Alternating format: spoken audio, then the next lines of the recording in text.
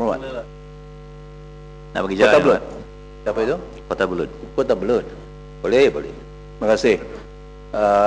Terima kasih dan Dipertua, terima kasih Yang Berhormat. Saya rasakan pandangan Yang Berhormat Ipoh Timur itu jauh tersasar. Pada saya Tuan Yang Dipertua, konsep satu Malaysia ini haruslah dilihat daripada apa yang dikatakan oleh Yang Amat Berhormat Perdana Menteri. Soal orang-orang tertentu di luar sana yang menterjemahkan satu Malaysia, konsep satu Malaysia ini daripada pandangan kacamata masing-masing, pada saya tidak relevan. Sebab yang menjadi Perdana Menteri, yang mengatur dasar, yang menjadi ketua kerajaan ialah Yang Amat Berhormat Perdana Menteri.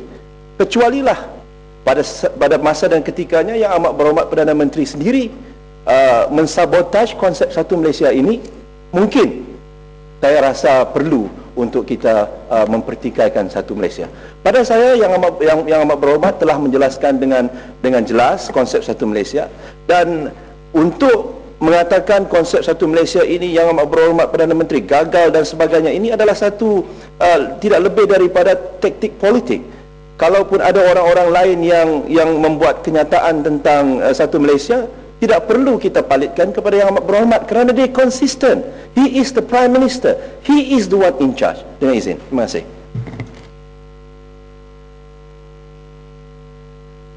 Yang Berhormat daripada Kota Belud miss the point altogether.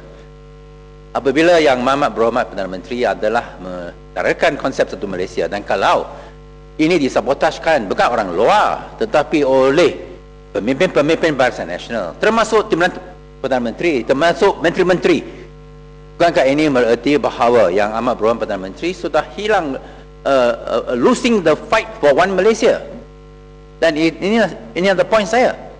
Dan siapa yang cakap mengenai buat hujah-hujah yang rasis, yang perkauman, antara lain ialah pembantu special aid Nasir Safar, executive UMNO secretary yang pergi London, media UMNO, utusan Malaysia dan berita harian. Adakah Yang Berhormat ke Kota Belud bererti bahawa sebagai Presiden UMNO, Yang Amat Berhormat Perdana Menteri tidak ada kuasa untuk kawal atau untuk kontrol apa yang berlaku dalam jentera UMNO?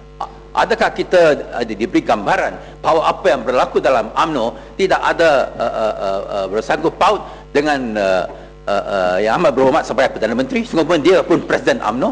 Ini tak masuk akal, dan tentu ini menunjukkan bahawa hujah-hujah ini, konsep ini sudah sungguh pun diutarakan oleh Yang Amat Berhormat Perdana Menteri, nampaknya disabotaj oleh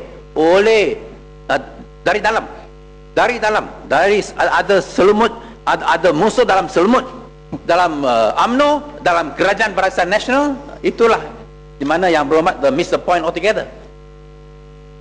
Mau minta jalan? Ya. Okey.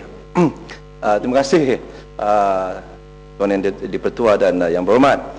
Di mana saya katakan tadi, you miss the point altogether juga, dengan izin Yang Berhormat.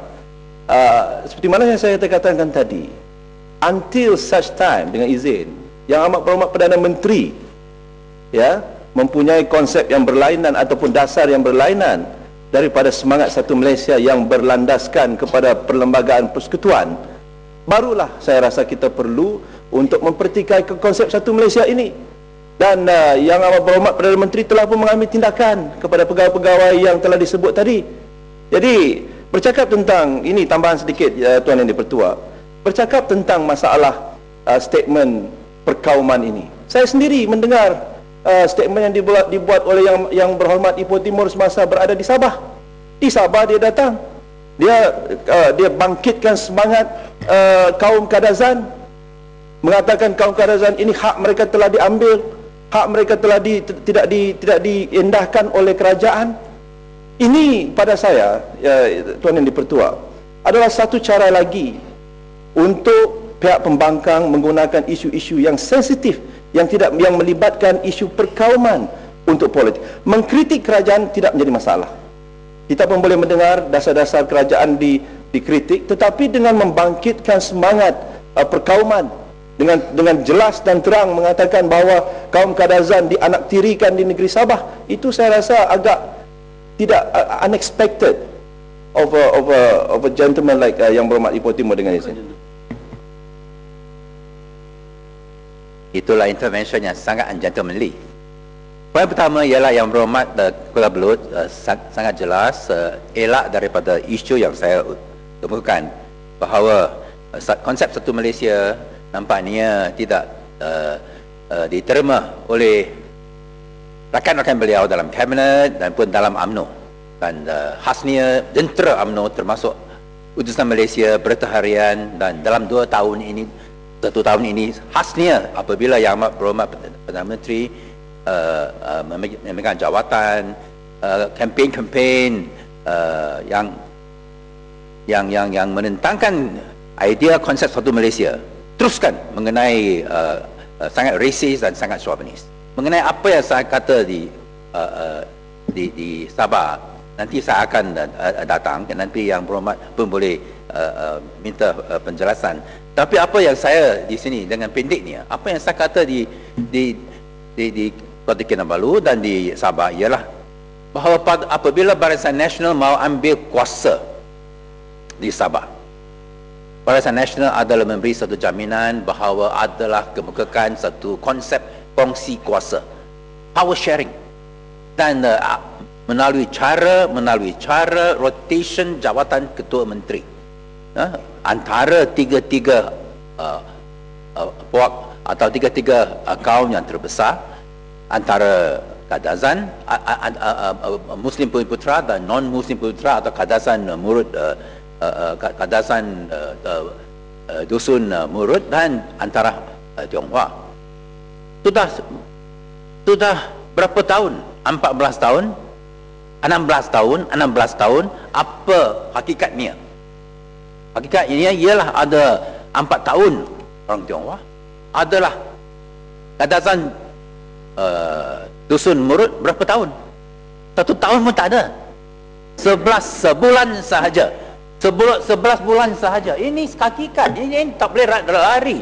Dan untuk kaum Bimutra yang Muslim 11 tahun yang lebih. Itulah, dan bukankah ini bukti bahawa biggest losers dengan izin, biggest losers in that whole power sharing ada Kadazan Dusun Murut community atau the Kadazan natives, the non-Muslim Kadazan natives.